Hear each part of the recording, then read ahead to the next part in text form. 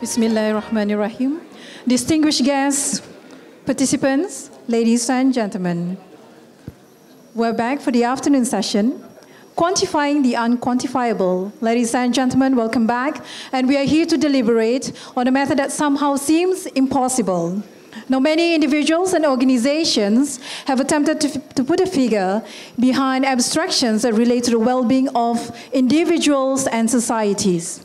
In this session, our invited speaker will talk about figures, methods, and outcomes in quantifying love, happiness, and mutual respect, and Malaysia's attempt in the subject. Our speaker, ladies and gentlemen, is Datuk Sri Dr. Muhammad Huzir Mahidin, Chief Statistician of Department of Statistics Malaysia since 14 February 2017. Datuk Sri holds a PhD in economics from the University of Sheffield and has served in the public service sector as a statistician for 26 years, and he possesses extensive experience in the economics, social, and demographic sectors. Can we quantify love, happiness, and mutual respect? A chief statistician perspective in quantifying the unquantifiable. Ladies and gentlemen, please put your hands together for Datuk Sri Dr. Muhammad Huzir Mahidin. Bismillahirrahmanirrahim. Assalamualaikum warahmatullahi wabarakatuh. And a very good afternoon. Yang bahagia Tan Sri, Datuk Sri, Datuk, Datin, tuan-tuan dan puan sekalian, distinguished guests and ladies and gentlemen. First of all, I would like to thank the organizer for the invitation for me to share. It's really tricky topic. But somehow when the invitation came to me, I have no choice lah. It's also an opportunity for us, for Department of Statistics Malaysia, to share our perspective, especially on the area of the data and also on the statistics. I've been given about 30 minutes, and it will be 30 minutes for the question and answer. And also I am very honoured today because in front of me my former boss, Tan Sri Yang Bahagia Tan Sri Wahid Omar. But I suppose I have to listen to Yang Bahagia Tan Sri. Okay, anyway, I will continue with my presentation, and I would like to have the very lively discussion, perhaps a lot of engagement between us. This is the outline of my presentation. So it's cover five area. So this I take the opportunity to describe a little bit about Department of Statistics. So this year we celebrate 70 years of the cycle service. We started in 1949, and if we look at on the slide, we look at the area of the work we started. Actually, we very limited on the population, external trade, estate, and also for the agriculture. So when the country move and our requirement becoming bigger and bigger, the requirement for the statistic. For example, we have to look at area on the well-being and so forth. So as shown on the slide, actually we have already started the work on the area of non-quantified. For example, on the integrity and a lot more. The area on the tourism satellite account, and also on the SME, and also a lot more. And before I proceed with the other slide, I want to stress this. When we want to come up for any statistic, any numbers, we need to have the fundamental principle. And across the world, we agree at least we have to follow the 10 fundamental principles. We need to make sure that the data we release, number one, must be relevant, impartiality, and equal access. It's very important in terms of impartiality. Everyone know another thing about the equal access. We want everyone get the information. We want to do a favorable thing to one group and unfavorable to other group. It's very important. For example, there's very sensitive data like the balance of payment, gross domestic product. So we need to release it simultaneously at the same time for the user. Then we have to follow the proportional and standard and ethic. We have to have the accountability and transparency, prevention of misuse. This is something that also we talk a lot about this one recently. Sometimes some of the statistic is not been totally look into it in the whole spectrum. They just pick up in one dimension, and some of the group try to capitalize that number that work very well with a certain belief. And also the soft or the official statistic, we as the national for the government, we need only have one official statistic. Principle of confidentiality, legislation, national coordination and use of international standard, and also international cooperation. Among these 10 fundamental principles, that are some still need to enhance is on the national coordination. Why I mentioned here, we every one of you may be from the university, from the ministry. At the moment, the university or the ministry, they don't have to refer to the National Statistics to collect any statistic, because the Department of Statistics don't have any authority to coordinate, to get the approval for any new statistic to be taken. This is something that we are working on right now. We want to have the Statistic Act that can also assist the government agency to make sure we reduce the redundancy. And also when they build up the system, at the moment, every ministry, every agency, they have their own system. In fact, in one ministry, every system also they don't talking to each other. That the issue that really serious at the moment, why in the era of big data, very slow in terms of the impactful to the because the system, and sometimes in terms of using the classification standard and concept, they don't have really follow what they're supposed to follow. And also this one I will also introduce something that is not really in place in our country, is the Inclusive Data Charter, IDC.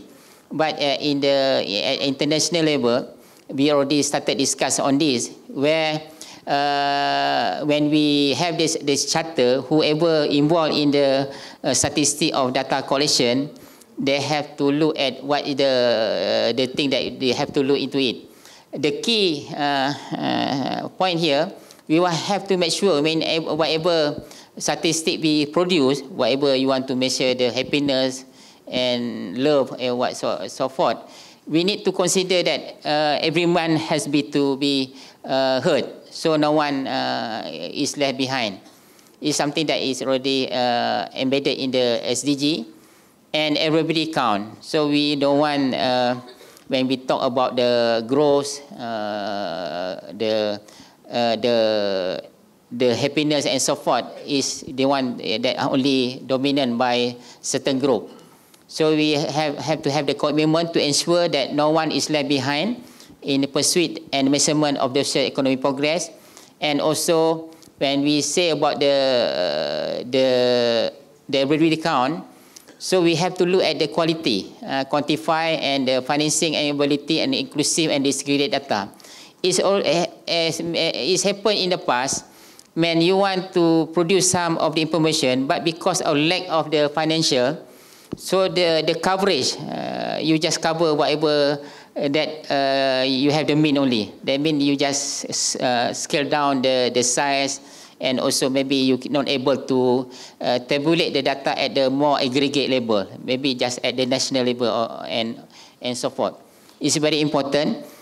And also the inclusive data cover all people, routinely disaggregated, and the collector is in a manner of ensuring that there are no systematic bias and that no vulnerable group and are systematically excluded. And it must be open, interoperable, and also accessible. So when we talking about this aggregating variable, they have to provide a picture of the group, what happened in the group of children, youth, person with disability, the older person, refugee, international displacement, and migrant. That means we don't want continue look at the on surface only. So every sub group, there are some peculiarity and characteristic that maybe when we look at the overall, this characteristic is hidden under the aggregated data. So in the SDG, the aggregated data are relevant in terms of, for example, income. So if we want to look at the happiness, for example, okay, we can table only one index, but that doesn't reflect in the true picture, because some number, if you look at the only aggregate, people don't really think that the numbers is their numbers. They cannot de-associate. But we can have the whatever index, whatever computation we do, we look at their income, their age, and also all the disaggregated. Then the people can feel it. Their characteristic is included in the whatever data set or the index we release. So in summary, for the data charter, all population must be included in the data. All the data should, however, wherever possible, be disaggregated in order to accurately describe all population. Third, data should be drawn from all available sources.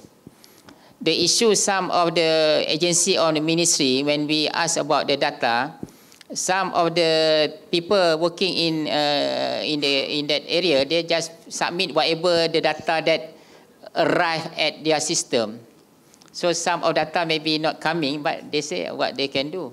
So it's wrong. Sometimes when we just come up with data, then we know the data is incomplete. That is one form of irresponsible, because you not show the true scenario. Number 4, the human and technical capacity to collect, analyze, and use this aggregate data must be improved, including through adequate and sustainable financing. And number 5, those responsible for the collection of data and production of statistics must be accountable. So accountable means we have to strike a balance between transparency and privacy. So under Statistics Act, the individual data is really strictly confidential, and we just release the data for the purpose of statistics, to see the trend and also a lot of related statistics. For the purpose of statistics only. This one just to sum it up in terms of what the kind of the publication released by Department of Statistics. When we show just now how we started in 1949, now after 70 years we release a lot of So a lot of new statistics. For example, if you want to draw the statistic on happiness and also love, you can see a lot the surrogate statistic. What happened to the married? Whatever to the divorce statistic? When I show to one chief minister in one state in 1 year, the divorce about 3,000. So when they look at numbers, everyone have the curiosity. So we show in one state 3,000, for example. We want to know where they are, in which district, and how long the marriage lasting compared to the previous one and now. So it is something that we can also dwell. And we also released recently, since last year, crime statistic, and also we also now already embark on the strongly on the local area statistic, what we call My Local Stat. And we have every quarter, we also have the snapshot of the statistic. We call the pocket stat. How many of you have the experience looking at the My Local Stat mobile application? Anyone you in the room? Because this statistic, it doesn't really matter for many. It really matter when you need that. Then many will be asking where to get the data. But it's very important, especially for us, especially among the public servant, we have to know what happened to the country. So the key channel to know what happened to the country, please look at the statistic. Of course, the true source is the official statistic from Department of Statistics. So how many of you for the last 6 months looking at the DOSM website? Tak ada. Setahun dah? Ataupun sejak bekerja perkhidmatan awam tak pernah buka website DOSM? Cuba angkat tangan. Kalau berani cuba. Tak pernah kan? Ada. Tapi kalau tak buka pun tak apa, tapi maksudnya kena berhentilah untuk terus tidak membuka tu. Sure. Bila saya bentangkan kadang dekat senior government officer, saya tak tahu jabatan you yang keluarkan CPI ni rupanya. Allahu Akbar. True story ni banyak. That's why berlaku disengagement. Dan to be true, saya kena lontarkan dekat sini juga. Dekat Department of Statistics, Tan Sri, saya hantar lebih kurang 6,000 email kepada email mailing untuk semua orang mengetahui what happened to the country bila kita setiap kali release. Data labor, data inflation, data ekonomi, sale, wholesale retail dan sebagainya, saya hantar pada guru besar, saya hantar kepada pengetua, duta-duta, timbalan PM saya tak kacau lah, timbalan Perdana Menteri, menteri, CEO, semua sekali 6,000. Termasuk saya suruh pegawai saya buka semua website, ambil semua nama senarai profesor di universiti, saya masukkan. Sad to say, ada yang refuse to receive. Emangnya adalah orang akademik jugalah. Dia kata memenuhkan inbox. Saya akan hanya nak bila saya perlu saja. Saya request nanti you hantarlah. Ini yang something yang saya nampak lah. Kalau kita nak, we want to move to the developed country, this something that need to be changed. So kadang-kadang bila UNHCR report tua bagi report macam itu, semua orang mula nak melatah.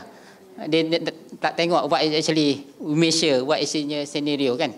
Ini something kadang-kadang kita, sebab kita tak literate lah tentang what we have, how we measure. Trust me, our healthcare system is among, I boleh kata among the very credible, because we started early, 1949, at that time the population still small, about 3 to 4 million. So we monitor closely until now. That's why we have very strong confidence into our healthcare system, and the rest of the world take us as the reference, as the example in many areas. Marketing sikit hari ni. Bukan dapat peluang Tan Sri. Dapat peluang bagi ya. Ini tentang sedikit saya nak share tentang demography transition in Malaysia. So we can see that how through the numbers, of course we not really born tahun 1921, 57 kan. So daripada sini we can really appreciate lah bahawa progress yang kita telah perolehi, yang kita nak mati sekarang compare the previous one begitu jauh. Kalau kita tengok sekarang, kitanya kadar kematian kasar sekarang hanya 5.3. Kalau dulu-dulu tu dalam 27, 28. So maknanya setiap yang mengandung tak masih lagi confident level untuk dapat bayi tu memang kata tak tahu lagi akan lahir sebab kesihatan tak serta dan sebagainya. Tapi sekarang ni boleh kata jaranglah kita fikirkan bila mengandung tu. Very strong bahawa akan hidup. Dia just nak flash through untuk makluman tuan-tuan how we progress. So kalau tuan-tuan nak baca banyak tentang history charted of ekonomi Malaysia, saya encourage untuk tuan-tuan baca buku yang ditulis oleh Duli Yang Maha Mulia Tuanku Raja Nazrin. Duli Yang Maha Tuanku is among the very strong person that really using the statistic lah. It's very good reference untuk kita lihat what happening in the past, how we manage until now kita punya negara kita. So in term of the, kalau kita ke sini just snapshot kalau kita lihat in term of economic growth, so kita lihat dulu kita punya growth masa during 1971 to 2018 recorded about 6.1%. Despite kita ada sebenarnya between ni kita ada 5 economic crisis, tapi on average kita masih dapat growth 6.1, lebih tinggi daripada growth yang kita alami sejak 2-3 tahun yang ke belakang ni. 2-3 tahun ke belakang ni memang kalau kita ingat kita punya growth tak lepas 6. Maknanya dulu kenapa mudah dapat growth ni tuan-tuan? Datuk. Sebab apa? Sebab dulu kalau pukul 5 petang tu, kalau tuan-tuan biasa dengar berita ATM pukul 5 petang, asyik cerita rejim Pol Pot sedang berperang, sana berperang, sini berperang, Malaysia aja aman kan. Jadi kemakmuran tu tidak dinikmati, kestabilan tu tidak dinikmati oleh semua negara. Tapi sekarang di rantau Asia semua negara, Vietnam kami up, Laos kami up, tuan-tuan pun pergi kat sebelah sana juga kan, memakmurkan negeri mereka kan.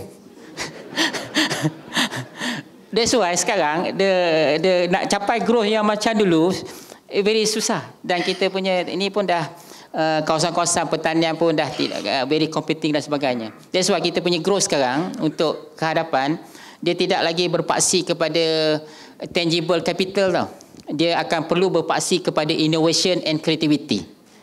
This something yang Kementerian Pendidikan, universiti kena mainkan peranan penting, dan nak dapatkan create talent is something yang mungkin kita kena betul lah nak dapatkan kreatif dan sebagainya. Dia kena ada love, ada happiness kan. Kita tak boleh paksa orang untuk kreatif kan. So environment saya rasa tuan-tuan pun biasa kan dekat negara maju, bahawa kanak-kanak yang di awal sekolahan tak dibebani dengan silibus dia learn secara happy Itu sebab lain sikit lah saya tengok. Sorry saya cross dia. Ni dia punya ni GDP growth ni among higher the world kita punya. Low stable inflation, full employment since 1932, and also split poverty 0.4. Saya nak describe sikit lah. Yang isu yang baru ni 0.4 tu sebenarnya yang kata kita lebih tinggi tu memang kita ada angka tu. Tetapi across the globe memang kita menggunakan absolute poverty, yang garis kemiskinan tu. Kalau nak tengok relatif memanglah dia lebih tinggi, dan semua negara pun ada relative poverty juga. Kemudian kita masih lagi one top destination of BDI, dan kita masih dikonsider sebagai antara kompetitif nation. Kita dudukan 25 daripada 140. Ini sedikit berkaitan dengan indeks-indeks yang berkaitan dengan unquantified. So effort yang telah dibuat oleh negara melalui EPU dulu, MBA kita telah ada Malaysia Wellbeing Index. So seperti yang tertera lah. So dia ada komponen-komponen dia lah. Dia punya transport sebagainya, housing, leisure, governance dan sebagainya. Dan sekarang tugas for improve Malaysia Wellbeing Index ni telah diminta dilaksanakan oleh Jabatan Perangkaan lah. So now kita tengah improve further this Wellbeing Index. So saya ingat saya tak nak dwell benda ni. Ini just I throw some of the unquantified punya indeks yang sedang ada dalam negara. So daripada kalau tuan-tuan dan puan-puan read the plan, it stated lah we are improve sebenarnya, but not improve in semua area. So ada yang masih lagi kita perlu improve. Ini saya ingat ingat kita semua boleh baca lah. So kalau siapa teliti the well-being dan juga happiness index yang dibuat oleh Champion by Bhutan tu, dia ada dia punya komponen dia lebih kurang 12 sub komponen. So at the moment kita masih lagi we still have using the GDP as the measure of the population punya well-being secara makro. So I try to find about is it good idea to quantify the unquantifiable concept. So I find how this is some of the plus side there. Yes, it's a tool for decision making we require, and also if we not quantify benda yang tak quantify, so everybody will come up with their own perception, kan? Tak ada satu reference. So we have to also have quantify supaya kita kena avoid the blind speculation, and also have to close to the true value lah. Satu yang saya cross dekat saya punya mind, dalam penyusunan KDNK, biasa dengar GDP kan. So kalau tuan-tuan ada pembantu rumah yang tuan-tuan bayar secara berkala tu, yang tu termasuk dalam pengiraan KDNK. Tetapi kalau tuan-tuan suami ada isteri, dia buat kerja rumah tak masuk. Itu sebab tak boleh quantify lah tu. Dia kata macam mana kita nak bantikan kasih sayang orang Malaysia dengan kasih sayang orang negara lain. Ada isu value, tapi dah banyak dah tanya saya lah.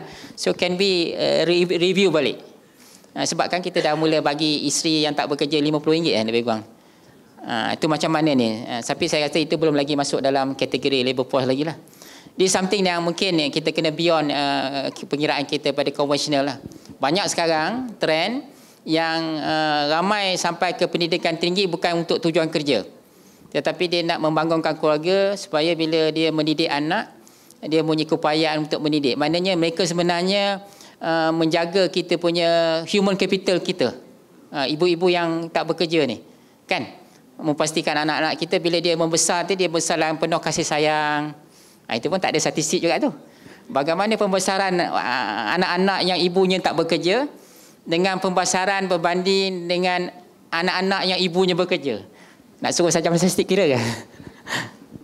Maknanya kena saya rasa it's good to do the research empirical on this.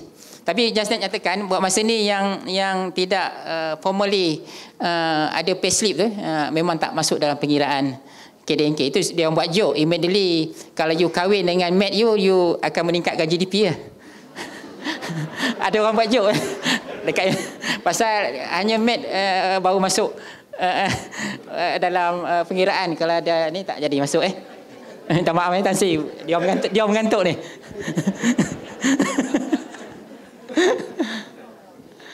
Kemudian dia punya downside ni lah, kita issue measurement lah. Tapi bagi saya issue measurement, kalau kita sesuatu benda, kita bukan nak dapat actual macam ID number, tarikh lahir. Yang kita pentingkan kita nak measurement. So bila kita measurement ni, technical boleh discussion. So we have to consistent lah dengan kita punya measurement. So what is dia punya composite yang kita nak masuk. It can be addressed.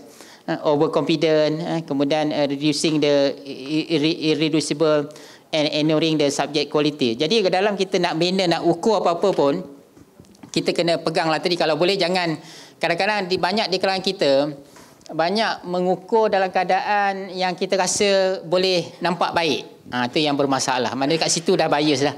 So kalau boleh kita ukur betul-betul apa yang kita perlukan. Ini just I give example lah. Kalau peringkat international, actually we have a lot of the example how something that qualitative boleh diukur. Misalnya OECD on Your Better Life Index, EU on the Quality of Life Index, World Happiness Index Report 2019, Human Development Indicator, and also Bhutan yang saya sebut tadi lah. So kalau kita lihat dalam SDG, everyone know Arab-Arab biasa dengar tak SDG? Siapa angkat tangan? Biasa dengar sebab huruf SDG ke memang baca. Itu masalahnya, semua orang cakap SDG pun kita cakap SDG juga. Tapi kalau kita tanya apa SDG yang berkaitan kita, ada tak? Cuba tanya apa SDG yang berkaitan dengan diri saya. Mula orang tercari-cari apa dia ya. Maknanya kita kena ambil benda ni, ini usaha sejagat, tetapi we have to take ownership. So bila obtain ownership, then kita punya strong bonded kepada pengukuran tu lebih tinggi lah. So kita ada 17 goal, 169 target, 244 indikator. And dia punya dimension ni lah. Kalau kita lihat, that's why dalam SDG ni dah ada love and also happiness lah. Kita kena lihat environment, social indicator, ekonomi dan sebagainya, dan kita lamsamkan kepada 5 perkara sebenarnya. Maknanya we have to look at our people. We have to look at the peace, partnership, prosperity and planet. So if we have all the 5 area ni dalam any policy, any decision, then it's very very strong. Actually dalam ajaran agama pun dah ada benda-benda ni kan. We have to know our jiran. Ajaran kita punya peace lah. Kita tak nak kita nak tidur lena kat sebelah huru-hara. Mana ada peace kan? Di mana kena peace tu, tengoklah dalam peace dalam bentuk lokal, peace dalam bentuk konseptual negara. Kita punya people, partnership, planet. Hari ni tuan-tuan berapa orang kat sini yang kutip sampah hari ni? Tak ada kan? Susah. Lepas tu kita berbangga bila nampak juru foto Jepun mengutip sampah selepas apa? Coverage tu. Tapi kita berbangganya orang buat, tapi kita tak buat kan? Buat tak? Itu masalahnya. Tak, untuk kadang-kadang dalam hukum hakam tak menggalakkan orang, kena tunjuk juga sikit-sikit, tapi bukan selalu. Tapi kena tuan-tuan, tuan-tuan pergilah jog dekat kawasan kita kan, banyak yang kadang-kadang sampah masih lagi inilah. Saya pernah buat sampai orang yang tukang ambil sampah tu tanya, dah tukar kontraktor ke ni? Terus sorry. Betul. You cuba buat. Buat siapa ada feeling kalau you kutip sampah, sebenarnya you berjumpa harta karun? Tak ada. Kalau you all dapat makan macam tu, you are great man. Try have that feeling. Satu lagi, siapa ada feeling rasa bersalah bila kita tak buat 5R tu. Bila you dump saya sampah kan, ada tak you ambil kotak suruh balik? Kalau tak ada, tak sampai negara maju lah. Tapi negara maju dia rasa feel guilty lah dia kalau dia tak buat benda tu. Itu yang kita nak dapat tu kan. Yang tu bukan semua orang boleh dapat tau. Kena diusahakan dan anak kita akan follow. Kalau buat. Jangan cakap saya buat. Saya cakap umum ni tau.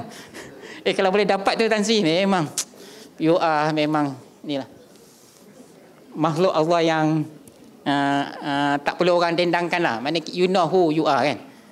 Jangan tayang semua kat orang.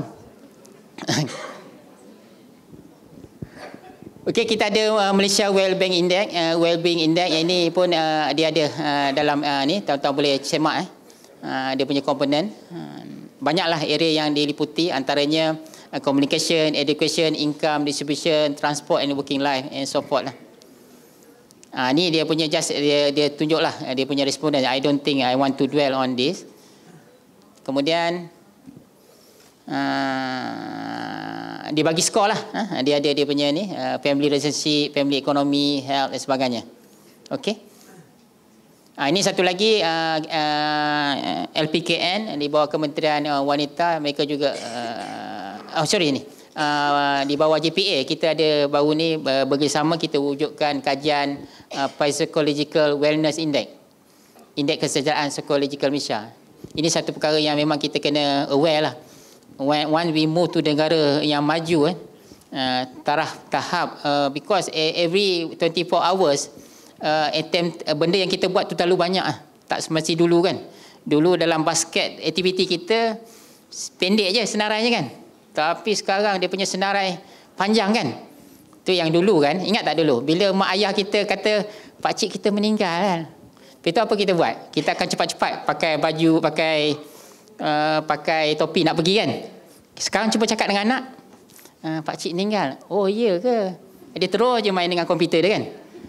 Sebab dia banyak benda lain dia nak buat. Dia tak fikir benda-benda tu yang utama berbanding di zaman kita punya upbringing kan.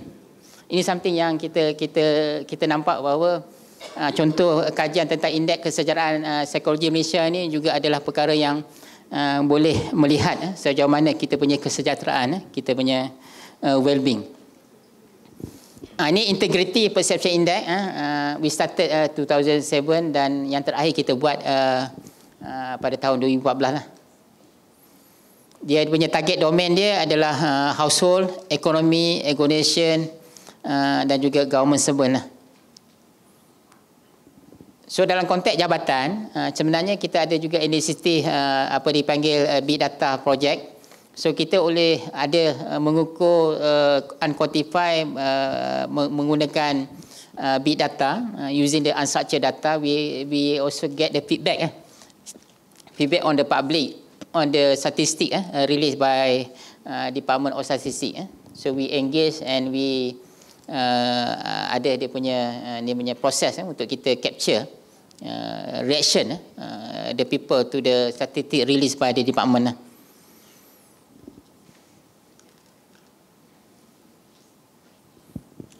Ini satu saya nak share our proposition, the national effort for the census is coming up every 10 years.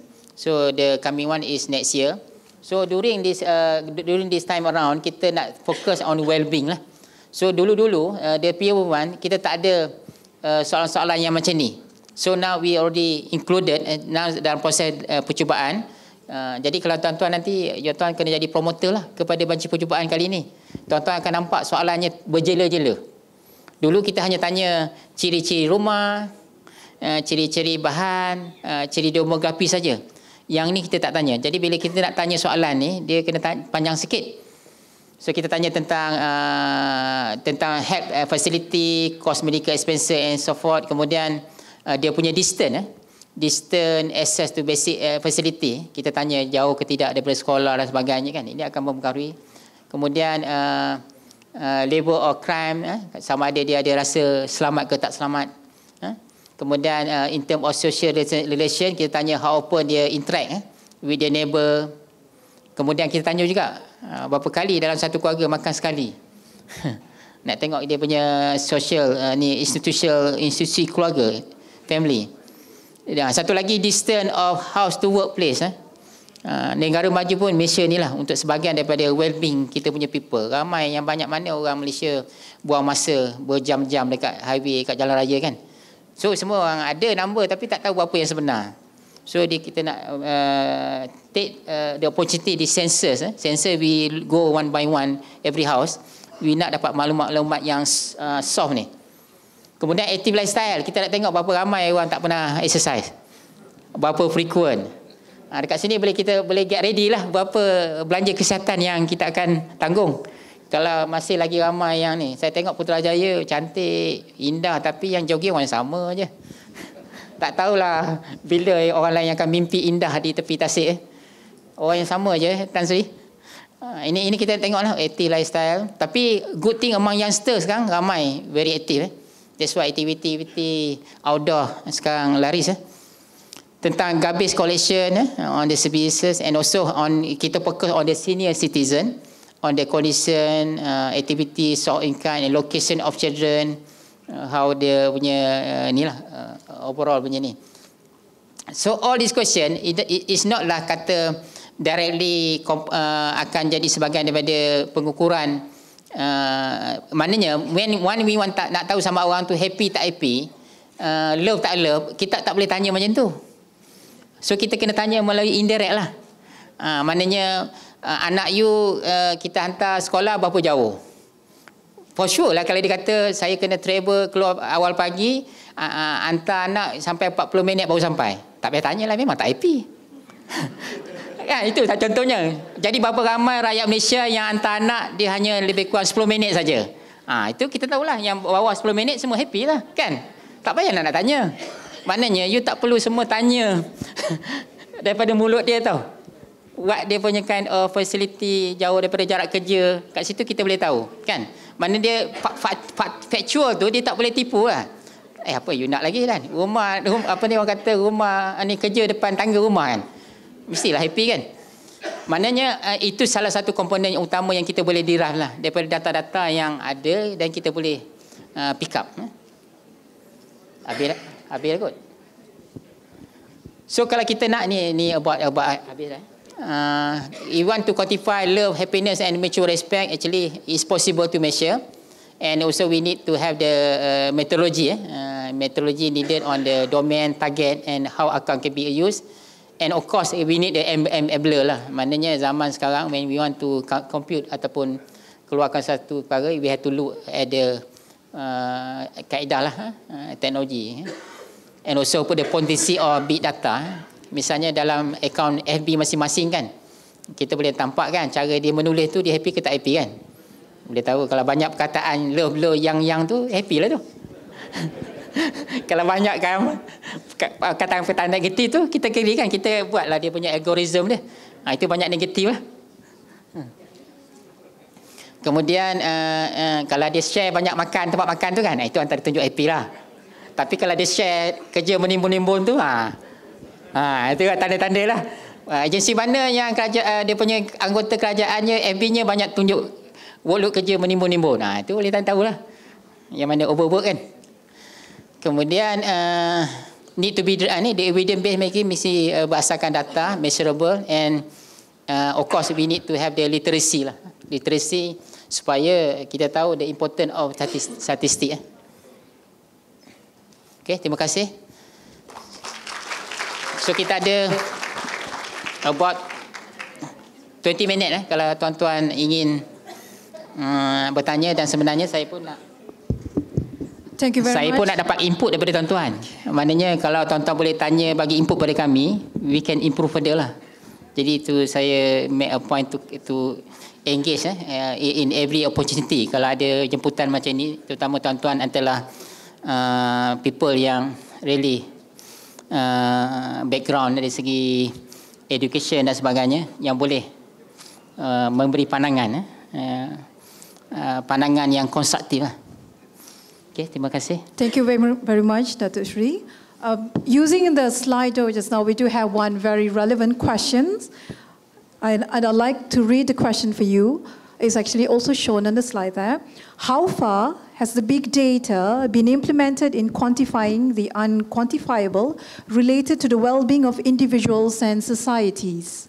This something that I mentioned just now is something that it continue. At the moment, it's still limited. Nobody really can claim they are expert in this area. It's really something I think is the request and also the theme of this discussion on the unquantified is really timely lah. It's something that I think is moving forward. We have to sit down and look at the potential methodology, and of course, normally when we want to do something that we not yet done, we have to look at what it been done in the past. We don't have to reinvent the wheel. So we need to talk to the international, and also we have to also give the priority lah. Sometimes everyone know kan, dalam kita buat research, every component tu kita kena test dulu lah.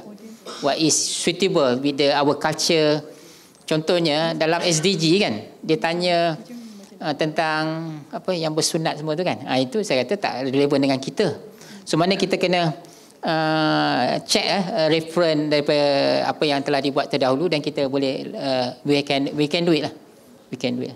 Okay. Right. Thank you very much, Datuk Sri. And there's also another interesting question. Okay. Assalamualaikum, Dr. Uzi. I have one question. Mental health among young people is very alarming right now. Do you have any method or effort from your department to measure on mental health among young people? So the straight answer, at the moment we don't have that statistic compute on the mental health. So I think this is something that if we based on our discussion. So actually in the Department of Statistics, we want to develop the new generation of how we look at statistics. So you are right, like the mental problem and so forth. About the well-being, this is something that we not yet really embark on how we can assist the national how to look. So this is something that we want to do now and also in the future lah. So at the moment we don't have, tapi we ada number lah, berapa yang kes bunuh diri, berapa yang berada di Tanjung Rambutan. Nombor-nombor tu adalah, tapi melalui data pentadbiran lah. Tu sebenarnya banyak lagi. Kalau misalnya data di sekolah kan, berapa banyak pelajar yang di-refer kepada guru apa? Send counselling, tapi nombor tu tak di-aggregate-kan. Hanya tinggal di sekolah saja. So kalau nak tahu dia alarming tak alarming, kena sentiasa aggregate-kan dan tengok over period of time. So kita tengok profile pula. berapa yang mendapatkan counselling cikgu, profile background murid macam mana. So bila kita look at the numbers, better kita pergi at the bigger picture, jangan just cakap number saja. So kita tengok pula yang pergi tu apa dia punya profile. So dia punya profile tu akan membantu kita see the cause of the problem. So kadang-kadang ramai yang just come up with just nak soalan pendek saja, tak nak. Jadi sebenarnya ada soalan-soalan lain tu adalah probing lah. So this something yang interesting. Dan kadang-kadang saya nampak dalam negara kita, we have a reach of the information, the data. Tetapi the data tu masih lagi macam dulu kita pergi klinik, hospital, nak jumpa doktor, ambil kad satu-satu tu, yang dekat shelf tu kan. Banyak lagi data tu dalam bentuk macam tu, tapi dia duduk dalam PC, tapi sebenarnya macam tu lagi. Dia tidak lively. Nak buat coding tak boleh, nak submit out tak boleh. Bahkan nak letakkan nama pun, nak ni Gentina pun berbeza. Ada yang kod 12, ada yang kod LP. So banyak elemen yang kita kena tengok lah. Tapi data tu boleh dapat sebenarnya. Tapi kena bekerja sedikit lah. Maknanya kita kena design borang. So minta misalnya untuk isu di peringkat kanak-kanak, dapatkan maklumat tu. Saya ingat tak tahu dah ada ke? Tak tahu. Tak pernah dimaklumkan untuk umum kan. How kedudukan di daerah ni, isu kaunseling berapa banyak berbanding daerah lain. Adakah kawasan yang intensiti penduduk di kawasan bandar lebih tinggi kawasan luar bandar tak? So tu ada benda-benda ni yang kita boleh. Itu sebab I also encourage, if anyone nak design borang, kalau boleh datang jumpa kami lah, boleh juga kita advise. Ada satu kes dulu, Suruhanjaya Komunikasi, dia design borang untuk to register the mobile phone ni kan. So bila dia register mobile phone, dia tak tengok the bigger picture, dia design saja. Dan bila dia nak tanya berapa, macam mana kami nak tahu yang register ni adalah foreigners atau local, dia tanya kita pula. In the first place, mesti masukkan dalam borang tu lebih dahulu. So dia miss dia tu, dia just bagi nombor, nama, alamat. Sebenarnya daripada tingkat borang lah kita boleh buat ni tambahan maklumat, you are local ke. Bila saya tanya memang tak ada dalam borang tu. Mistake lah saya kata. So bila we want to create any form, kena ada culture tentang kepentingan how we want to buat cross tabulation, analysis, data confrontation. One thing yang mungkin kita kena tingkatkan dalam kita punya perkhidmatan, terutama individu kita sebagai penjawat awam, ialah the analytical punya thinking. The analytical tu elemennya adalah curiosity lah. So we have to look everything at the more what it is mean tentang satu perkara. Itu paling penting. Bila kita semua ada elemen tu, whatever we do memang akan hasilnya very very mantap lah. Tapi kalau kita just follower saja, the problem. Follower tu banyak yang kadang-kadang kalau kita appoint seseorang pegawai tu pergi buat sesuatu tugas tu, dia think apa yang dibuat tu dah advance, sedangkan dia hanya baru sampai di tempat tu, dia meneruskan what have been done in the past. Itu sebab di Department of Statistics, for the new intake, we have to scanning balik, hantar course lebih kurang 4 bulan untuk kita dedahkan what is the skill set required, because the challenges, the expectation have changed daripada yang dulu dan sekarang. Ini yang kita kena mulakan untuk kita kukuhkan lah. Ingat semua agensi kementerian buat benda yang sama lah. Okay. Right, there are more questions, Datuk Seri. Can I just read this one first? Do we have National Unity Index, and how do we measure unity? National Unity? Yeah. Pun tak ada juga. Banyak betul sebab kita benda-benda yang tapi Jabatan Perpaduan Negara sedang membangunkan lah, sedang bekerjasama tentang pengukuran unity. Ini pun kita bekerjasama, we also assist in terms of the methodology lah. Itu dalam is coming lah. Thank you, Datuk Seri. My name is Satina. Congratulations, Tania, for this very robust presentation of your data. But as we always say, data is fantastic. But what do we do with that? Yeah, what next? So I'm just curious, based on kita punya environmental scanning dalam negara kita, some of the issues like was mentioned by kawan kita tadi on mental issue, and I've been involved in some of these initiatives through the NGOs initiative. mental health ni actually is very rampant not only among students but also teachers and parents and youngsters actually. There are many of them that have committed suicide or tried to commit suicide, for example. Then that is one thing. So do you sort of initiate to new collection of data in the process, in like one whole year? You specify already apakah data-data yang akan di-collect. That is the first question. Secondly, we also look at some of the mismatch of our vocations, pekerjaan-pekerjaan. So how do you, I'm curious, sorry, I want to be very ignorant. How do you connect between EPU and your data, and in actually for us to look at the future job or whatever it is? Sebab dalam Kementerian Pendidikan, they also collect data. So how do you connect between that data? Kita ada guru, latihan guru, for example, giving an example, but guru-guru tu tak relevant kepada the needs of the schools. Dia tak cukup cikgu bahasa Inggeris, for example, now, you know.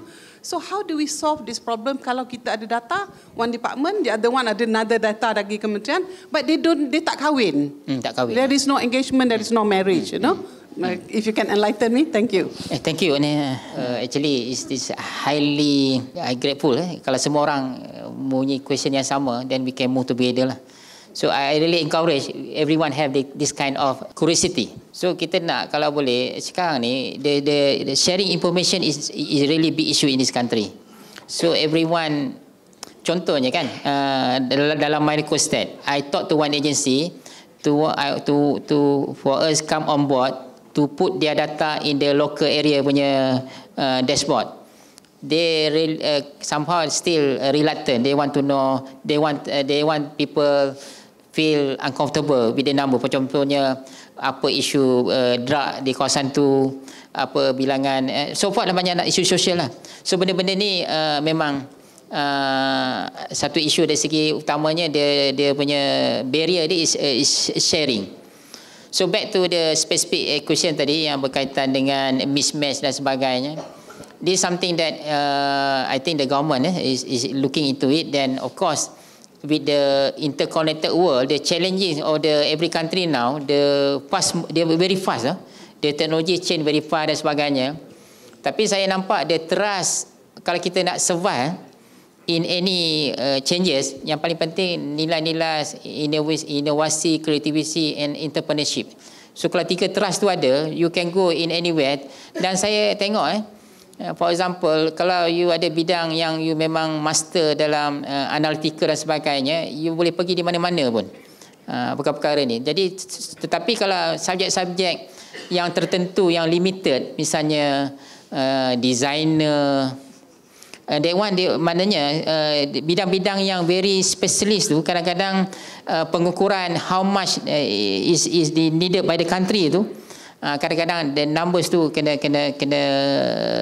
reflect the current scenario lah. Itu yang kadang-kadang yang berlaku mismatch tu, kadang-kadang waktu permulaan is really needed tapi dia overproduce. Itu something yang kita kena tengok. So banyak, I agree, banyak yang kadang-kadang di kalangan kita dah buat investment kepada pembelajaran tetapi dia not really work in the area yang dia background yang dia belajar. Itu memang the trend yang kita kena terima lah across the globe. Banyak benda-benda ni. Jadi sebenarnya elemen pembelajaran tu sebagainya mungkin elemen yang teras. Kemudian bila mereka bekerja nanti baru dia akan pergi kepada specialized. So saya sebagai yang diberi tanggungjawab terhadap statistik negara, we try our best lah to improve further. Then I really to be honest, sebenarnya a lot of work need to be done. Especially we have to go beyond the basic statistic lah. Kan we have to look at the well-being, at the satisfaction, and also banyak perkara-perkara yang soft ni, the integrity. Bahkan kalau negara maju, dia pun ada keluarkan how much every parent spend, how many hours to their children, kepada family dan sebagainya. Untuk kita ukur benda-benda ni, isu kalau kita tengok the number is alarming, so everyone will be try to improve lah. Boleh saya jawab macam tu? Mungkin ada last question kot. Dah pukul. We actually have more time. If there's any questions from the floor. Datuk Seri. Saya Muhammad Fuad daripada USIM. Baru ni ada keluar berita mengenai tidak sama melihat pada poverty figure lah antara UN dengan kita punya figure. Bolehkah Datuk Seri jelaskan untuk kefahaman kita keadaannya? Ada ke standard lain ke? Okay. Terima kasih. Terima kasih Tuan. Ini memang everyone talk about it lah. Jadi untuk makluman, macam saya nyatakan tadi, bila kita kumpulkan statistik tu, dia akan keluar dalam bentuk kesimpulan. The overall finding. The overall finding tu sebenarnya arrive daripada banyak statistik yang lain. Jadi kalau misalnya kita keluarkan for example export naik misalnya kan, tetapi nak tahu ekspor tu naik, kita kena go through one by one, produk apa, daripada negara mana, dekat negara mana we doing very well, yang mana kita merosot. So ada tak kita dalam punya produk tu menunjukkan peningkatan produk baru ke, ataupun kita punya dalam produk ekspor itu ada elemen leakage ataupun bocoran ke, berapa banyak komponen import dalam sesuatu ekspor tu. So banyak, maknanya bila kita when we produce one statistic, actually a lot of statistic behind that. Tapi yang biasanya dijadikan headline dia, misalnya tentang ekspor tadi, performance of export lah, berapa bilion, so forth, berapa bilion kan. Tapi kalau kita nak teliti betul-betul untuk kita membuat polisi, contohnya bila kita kata pengunjung datang, sorry saya tak jawab direct tu, saya nak jawab bagi tuan-tuan faham dulu. Kita kata pengunjung sampai ke Malaysia pelancong 30 juta. Semua orang bersorak ramainya kan. Betul tak? Orang yang nampak satu angka dia kata baguslah. Tapi kalau orang yang ada pemikiran tinggi, dia akan tengok 30 juta ramai ni. Cuba cek lagi, dia datang naik carrier apa? Naik local airline ke? Naik foreign airline? So kalau foreign airline, dia tidak memberi banyak manfaat kepada ekonomi kita.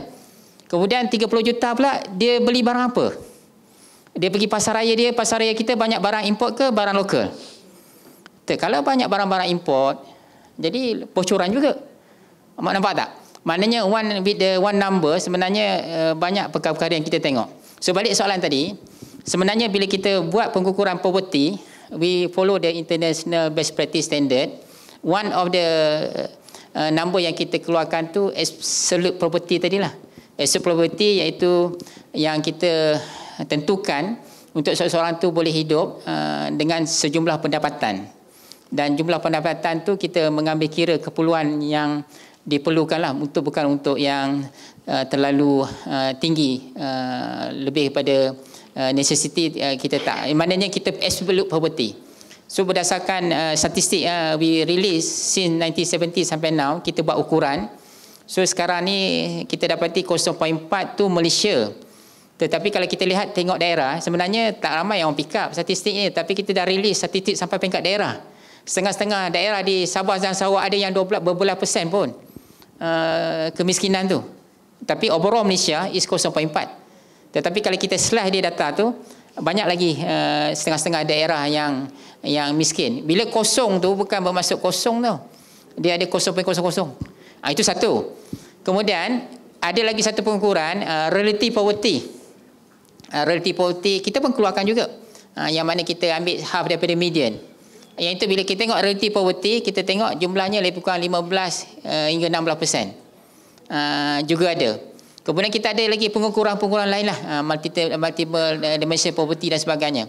So dalam sistem statistik yang dikumpul oleh sesuatu National Security Office, dia mengumpulkan secara holistik, dan terpulanglah how we diminta untuk melaporkan di peringkat international. So di peringkat international yang dilaporkan bergantung kepada praktisnya adalah antaranya absolute poverty tadilah yang 0.4. So kita tengok kalau tuan-tuan Google dan sebagainya, nombor-nombor yang macam itulah yang dilaporkan oleh banyak negara. Tetapi bila ada kajian ataupun reporter yang buat analisis tu, mereka semua cuma nak bagi pandangan. So why not we go look at the another method of the looking at the poverty. So macam dululah. Macam mula-mula bila kita mula majukan negara kita mulakan dengan nak wujudkan job creation je. Asalkan dapat kerjalah kan. Tetapi bila kita dah move pada program yang lebih baik, kita kena buat terpilih-pilih lah pula. Mana kita tak nak bekerja dalam low skill punya kerja assembly line saja kan. So that's why kita ada polisi sekarang, kita nak FDI yang bernilai value added tinggi. Supaya membolehkan rakyat Malaysia dapat pulangan faktor pengeluaran tu tinggi. Untuk makluman, dalam keadaan sekarang setiap RM1 bisnes buat perniagaan dekat negara kita yang pergi pada kerja lebih kurang 36% saja. Berbanding negara maju, every $1 yang pergi kat pekerja 60%. Maknanya sebab di dalam keadaan kita ni masih lagi kita tengah transform, kita punya ekonomi masih lagi banyak industri-industri yang labor intensif. Kalau tuan-tuan lihat dalam aktiviti services, aktiviti makanan, retail dan sebagainya kan, masih lagi banyak menggunakan labor. Jadi balik pada tadi, so dalam kita mengukurkan ekonomi, peluang ekonomi pun kita kena berubah lah. Kalau dulu kita asalkan ada FDI masuk, kita akan ambil je kan, asalkan peluang pekerjaan kan. So kan kita kena pentingkan environment dan sebagainya kan. That is in the policy lah. So sama juga pengukuran kemiskinan tadi. So at the moment our reporting international dan juga target yang ditetapkan menggunakan absolute poverty. Tapi dalam kita punya blueprint pun dah bagi tahu bahawa kita sedang mengubah pengukuran poverty ni, kalau tuan-tuan baca dalam rancangan Malaysia ke ni, kepada multiple dimension dan juga pengukuran yang lain. Jadi sebenarnya tak ada ni di situ. Cuma mungkin kalau tuan-tuan lihat dari segi kemiskinan tu, kita ada juga tumpuan kepada kita susun income tu kepada dia punya nilai pendapatan tu mengikut bracket. Kita buat top 20, M40, B40. So dalam konteks negara kita ada satu layer lagi. Selain daripada tengok pada absolute poverty tadi, kita juga tengok mengikut income kategori. So bila income kategori, sekarang kita juga fokus kepada P40 yang dia punya angka dia lebih kurang 3,000 lebih dia punya pendapatan. So yang B40 tu yang sedang ada polisi yang dilakukan oleh kerajaan untuk address. Of course yang M40 pun ada isu juga yang sedang dihalusi oleh kerajaan supaya M40 ni, orang kata yang jadi sandwich sekarang ni M40 dah kan. Yang kerja kerajaan tu, dia bukan B40 pun tak, top 20 pula kan. Bila M40 nak dapat ni pun tak berapa nak dapat, yang ke atas pun tak boleh dapat kan. Ini pun something yang ni. That mean the statistik tu actually ada, available. Boleh faham kan? Boleh ikut Cuma bila kadang-kadang bila dalam journalism punya ni biasanya dia kena ada spark sikit lah dia punya tajuk kan. Maknanya kita under reporting lah sebagainya kan. Sebenarnya kalau tuan-tuan baca sebenarnya dalam laporan dan juga blueprint tu memang tak ada kata maklumat tu disembunyikan, tak ada, semua ada dalam maklumat tu. Tapi that's why kita nak satu citizen kita ni di kalangan kita yang betul-betul memahami lah, literate lah, untuk look at the number dan statistik. Saya tahu kadang-kadang orang kampung pun tanya, betul ke statistik kita ni? Seronok semua orang tengok bila pandangan yang negatif tu kan. That's something yang kita kena aware of lah. Boleh Okay puan, habis rekod masa. Thank you very much, Dato' Sri. We actually have another 10 minutes. Ada 10 minit lagi boleh. Yes. If I think the happiness index in this room is pretty much increasing right now. Sila. Is there any question kalau from the floor? tuan-tuan tanya dan bagi pandangan tu, dia sebenarnya bonus. Satu lagi, kalau pandangan tu dia kena pandangan yang kritik tu lagi bagus tau.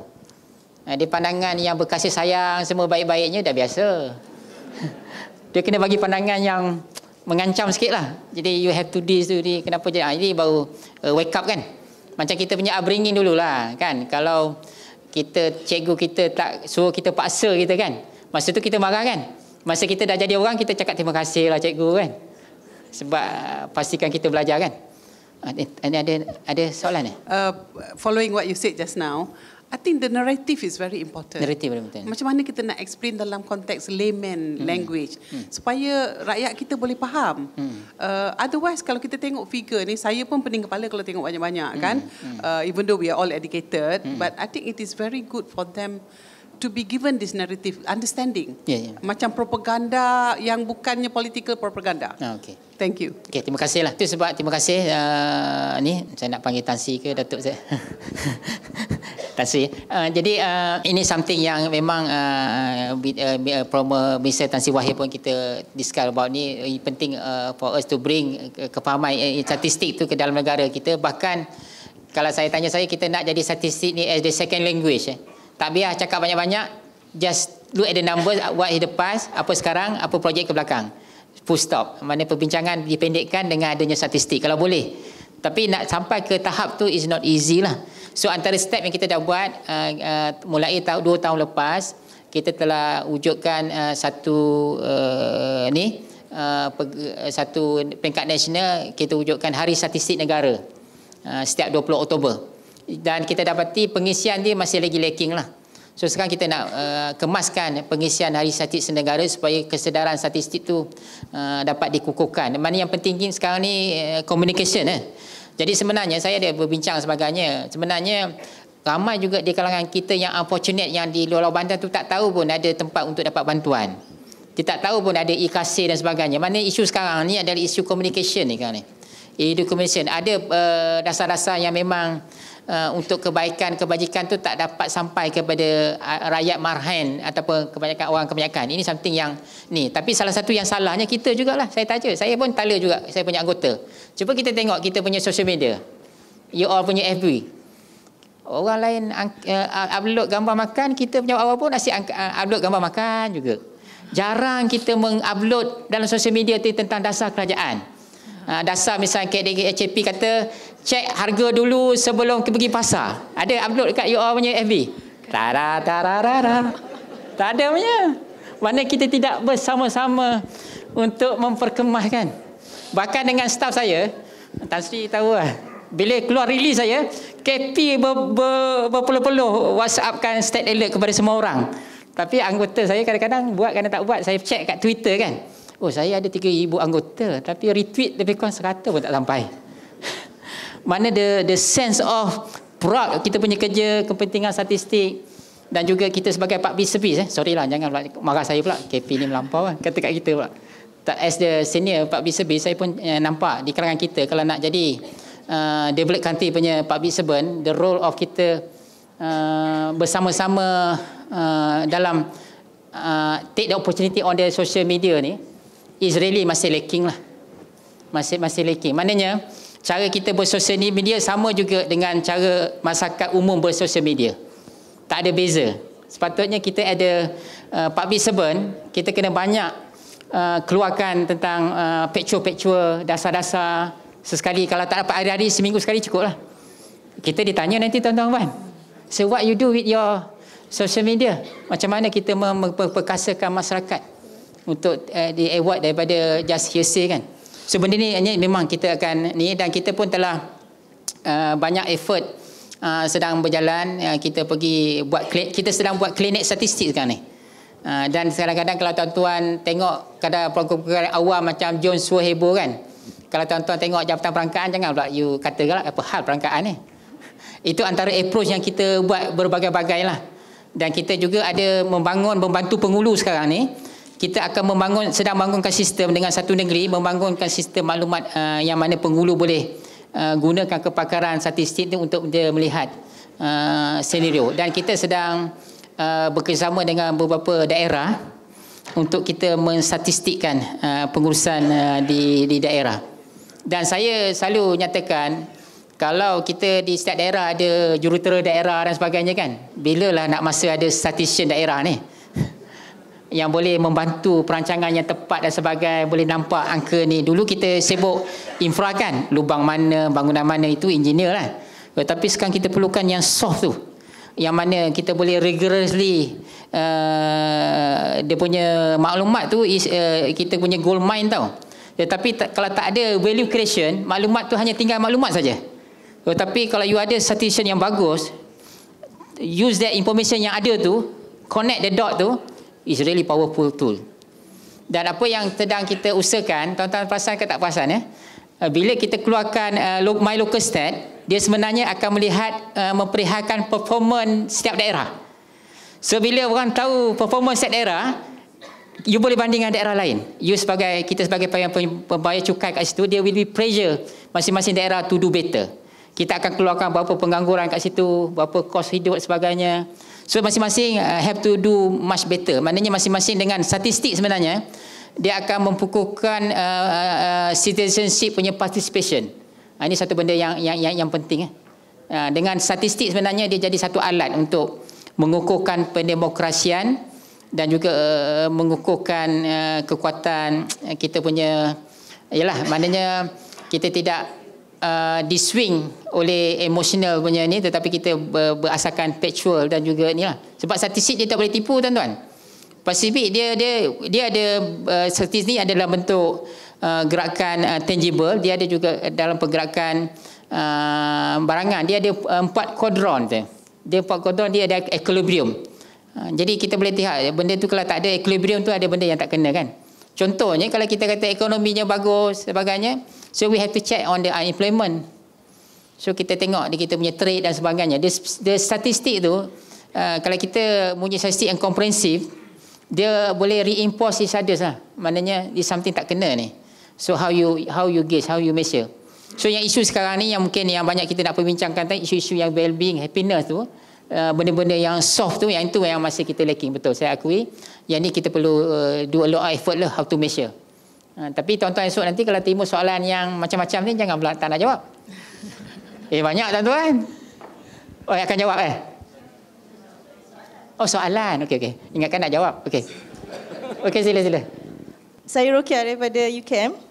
Saya nak tanya tentang bagaimana basically bahagian statistik atau Jabatan Statistik boleh bantu untuk collation of data, sebab isu yang saya alami bila saya duduk dalam pelbagai jawatan kuasa peringkat nasional adalah data yang tak ada synchronization. Maknanya kementerian ni ada data ni, kementerian data ni, dan bagi saya yang nak cuba come up with something ataupun plan pembangunan untuk OKU, khasnya untuk OKU cacat penglihatan, amat sukar, especially bila kita cakap pasal berapa orang kanak-kanak di sekolah, berapa orang yang berdaftar dan sebagainya. So adakah satu inisiatif yang dilaksanakan oleh Jabatan Statistik Negara untuk membantu all these agensi kerajaan, kementerian yang data mereka memang dia ada, tapi tak ada penyatuan. So we never get the true picture of that. Terima kasih. Okey, terima kasih. On the OKU ni memang kita bila kita nak bina kita punya soalan untuk banci penduduk perumahan yang akan datang ni, memang kita engage dengan banyak ministry dan kementerian. So salah satu yang isu yang dibangkitkan statistik on OKU lah. So untuk makluman yang ada di Kementerian Wanita di bawah Jabatan Kebajikan Masyarakat tu, yang statistik OKU tu, ada statistik yang pergi mendaftar kepada mereka. Dan statistik tu tidak komplit lah, sebab ramai yang tak pergilah. Dia tak, kadang-kadang dia tak ada rasa kesan. Daftar dengan tak daftar tu kadang-kadang dia tak ada tahu impak dia kan. So statistik yang secara pendaftaran tu tidak mencerminkan keseluruhan, dan juga tak relevan EQ. Kadang-kadang kita rasa dia EQ tapi dia rasa dia tak EQ. Itu perkara yang juga kita, bila kita bina soalan banci penduduk kali ni, kita akan pastikan statistik berkaitan OQ tu antara yang kita nak dia punya dapatan tu is among yang komprehensif lah. So kita telah buat engagement dengan kementerian tentang ni, dan sebenarnya kita sedang interact kita data perkongsian dengan kementerian dan juga agensi sedang dijalankan, dan juga dengan Kementerian Kesihatan kita sedang laksanakan. Dengan pendidikan ada interaksi juga. Ya, kita termasuk. Yang Datuk Seri cakap tu untuk data banci akan datang. Mana 2020. Tapi ada momen sekarang kita banyak bantu dari segi facilitate lah, tetapi bergantung pada sharing. So just suggestion, I was just thinking because I just come back from one meeting the other day, and I realized that if everybody can supply a common platform, maybe Excel for the time being. So macam kami yang di university and trying to do something, trying to work out plan of tindakan dan sebagainya, ataupun kita dipanggil untuk bagi input dan sebagainya, it's very hard for us because we cannot get the true picture. So end up kita nak guna WHO dan sebagainya. You know?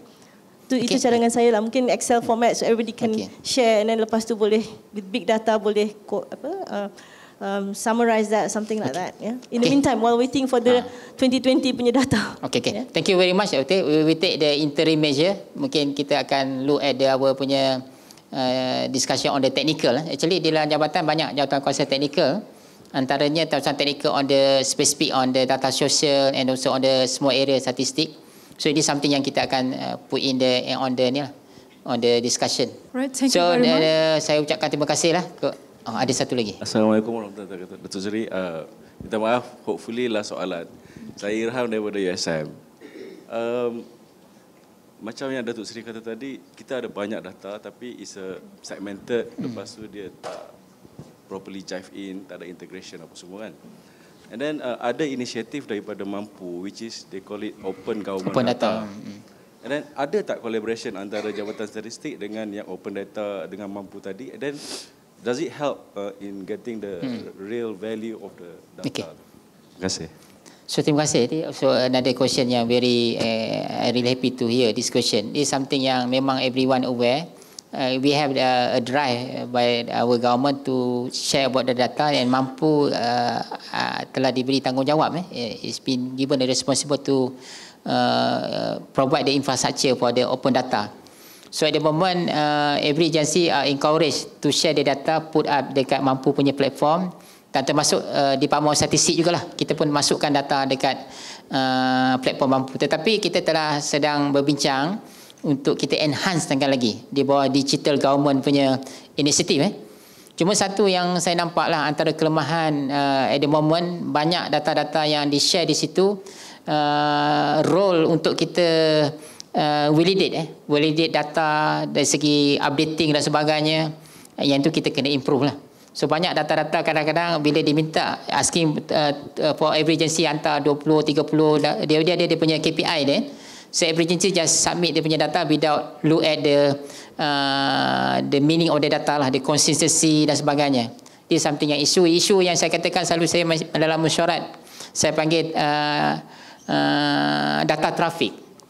Jadi isunya kan bila data terlalu diletak sedemikian rupa, dia berlaku confusing nanti. Jadi yang paling penting every data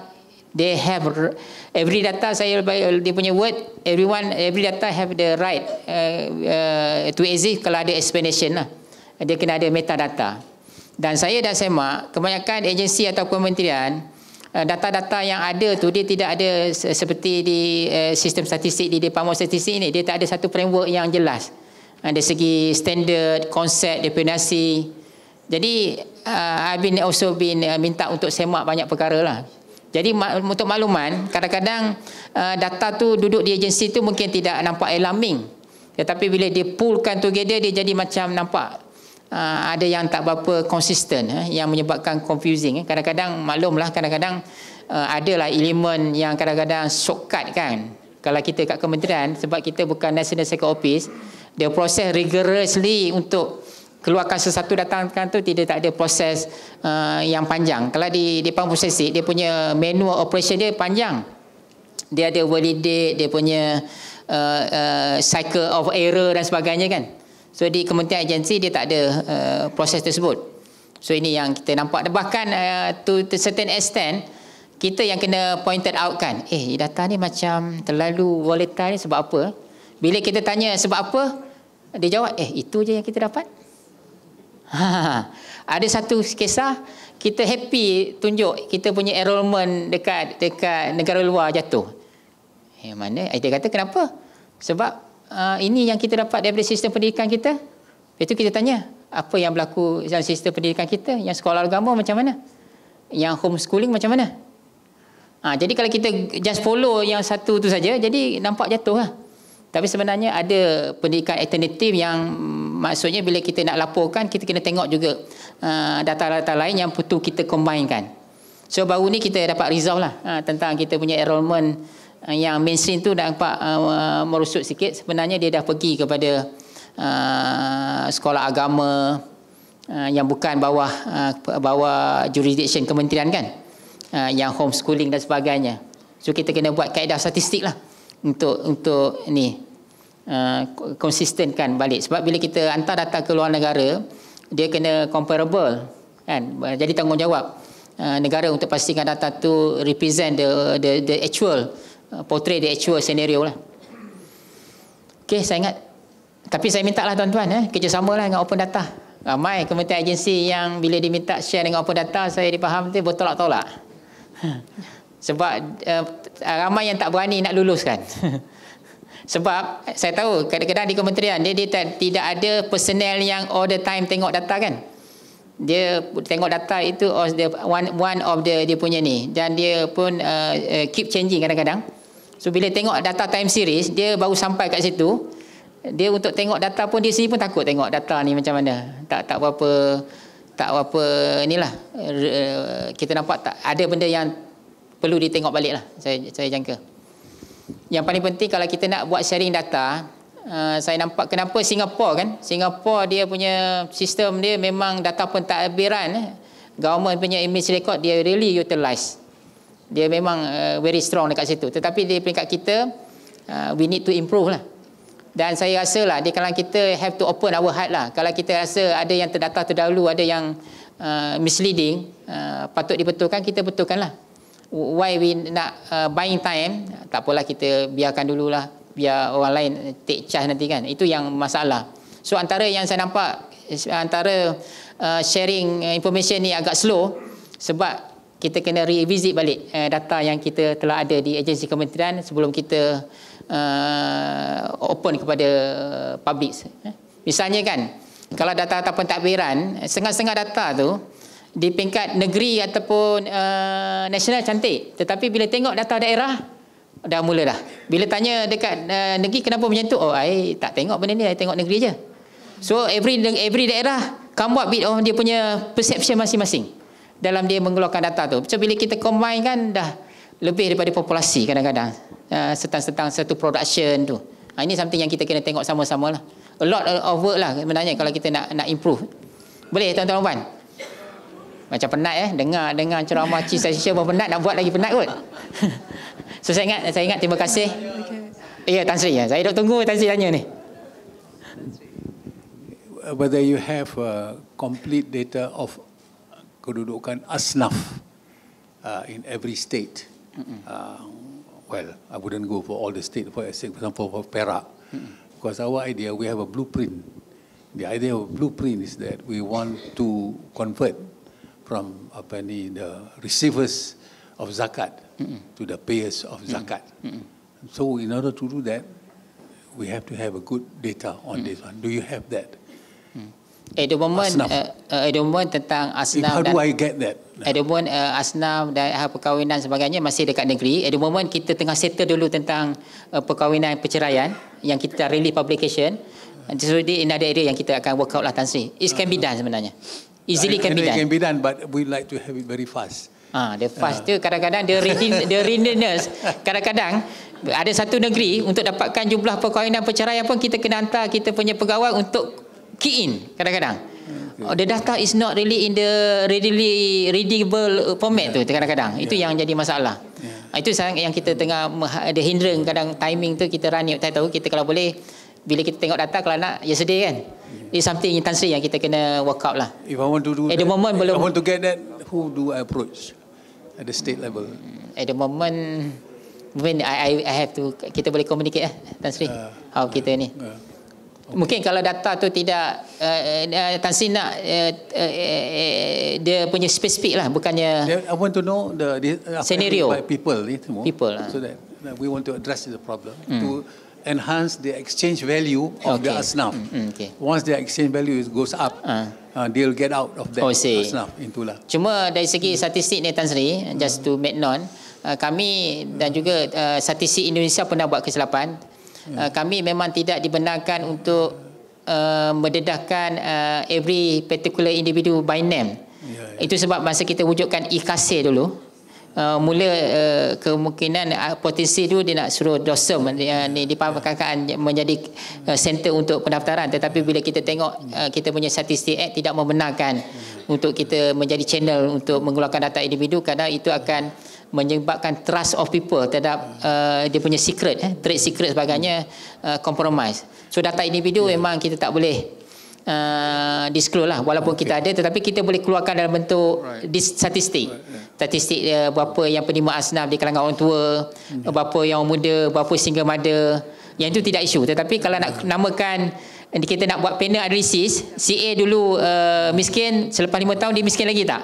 Yang tu department not in position to involve. Pasal kita punya statistik tidak allow kita. This one relates to your index of happiness, index of pasal the asnaf actually wants to have attain dia punya self-esteem. They don't like to be on the dole, terima semua tu. They want to get out of it. Pasal bila saya interview dia orang ni, because by the way I'm also yang Dipertua Majlis Agama Islam Perak. Jadi I do interview dia orang. They said kami tak suka duduk sini, macam tengok macam orang pandang rendah. So they want to have a sense of self-esteem. That is go back to the happiness. Jadi Perak thinks of doing this kind of thing. We have to do that. We can share with other states so that they can also improve this kind of thing. Okay. Boleh Tan Sri, kita boleh sit down and discuss. Terima kasih Tan Sri. Assalamualaikum warahmatullahi wabarakatuh. Sering dinyatakan bahawa employability among our graduates is quite low. Tetapi universiti menyatakan ramai yang bekerja selepas graduan. Dan bilangan yang didapati ini rupanya daripada bahagian statistik. Kami pun cuba mendapatkan maklumat. Misalnya, bilangan yang disebutkan tidak bekerja tersebut, adakah mereka sedang bekerja dan mencari pekerjaan baru, ataupun mereka ini graduan pada tahun tersebut atau graduan pada tahun sebelumnya. Adakah mereka dari IPTS dan IPTA? Data-data tersebut mungkin boleh dimasukkan in the future dalam data collection daripada. Terima kasih Datuk. Ini something yang memang kita boleh sit down and look at the more detail in during discussion lah. Cuma saya bagi tahu, kalau kita ada konsep of sharing dan juga thinking about how to go about, banyak cara sebenarnya. Contohnya, kalau seseorang itu kata dia punya pekerjaan employability tinggi, boleh prove tak? Mana kita hantar send all dia punya ID ni kepada KLBSP, hantar daripada income tax, hantar ke JPJ, so we can cross step. Itu how we lose using the big data ni. Tapi at the moment tak berlaku. We have to have the mechanism how. Sebenarnya sebab kita punya sistem negara kita ada sistem yang kata berstructure, mesti ada rekod kan. So kalau ada bekerja mesti dia contribute APF. Mesti misalnya kalau dia mesti dia membeli kereta. Mesti dia misalnya kalau dia ada income bracket, tapi saya ingat lepas ni setiap umur 18 tahun akan kena buka income tax punya file kan? Tak pasti itu satu lagi saya tengok. Banyak polisi-polisi tentu kalau dia melibatkan registration sebagainya, dia boleh membantu mengukurkan sistem statistik. So kalau macam sekarang sistem income tax kita, dia hanya bila you membayar cukai saja ada file. Tapi negara-negara lain saya fahamkan memang everyone kena ada inland punya file. Kita tak ada. Jadi kalau ada kat situ, kita punya base dah ada untuk tujuan statistik. So banyaklah yang kita boleh sampaikan based on the administration dan juga kita punya governing, boleh kita improvekan sistem statistik ni dengan melihat medan-medan data yang dikumpulkan dalam borang-borang yang ni. Contoh banyak tuan-tuan dan puan. Contohnya kadang-kadang government bagi a lot of insentif kepada company dan syarikat sebagainya. Tetapi government tak minta dia hantar dia punya account. Tak hantar dia punya information. Itu satu isu juga. Lepas tu dia minta statistik asking pula kat kita how dia punya performance. Sedangkan when we already assist them, they have to report balik lah. Monitoring itu satu perkara. Jadi saya minta lah di kalangan kita how we using kita punya era of the importance of statistik ni to look how kita boleh strengthenkan dengan whatever proses kerja yang kita ada lah. So sangat tu saja yang saya dapat berkongsi dengan tuan-tuan. Really glad that I dapat satu engagement yang baik. So saya minta maaf tuan-tuan dan puan kalau ada kekurangan, kelemahan atau terlebih cakap ataupun overstep lah. Tapi tak ada maksud yang lain, sekadar nak sharing lah tuan-tuan, terutama Sebenarnya saya di bidang statistik close to be. We are already around dalam bidang statistik about 29 years. So actually I using statistik in the context I punya specialist dalam bidang ekonomi. So I bagi meaning kepada statistik tu untuk how we look at the statistic not just about statistik but put in the context. It will be very interesting lah. So begitu juga dengan tuan-tuan pengajar. Terima kasih sekali lagi. Assalamualaikum warahmatullahi wabarakatuh. Thank you, Dr. Sri, for sharing a statistician's perspectives on the values that we hold dear.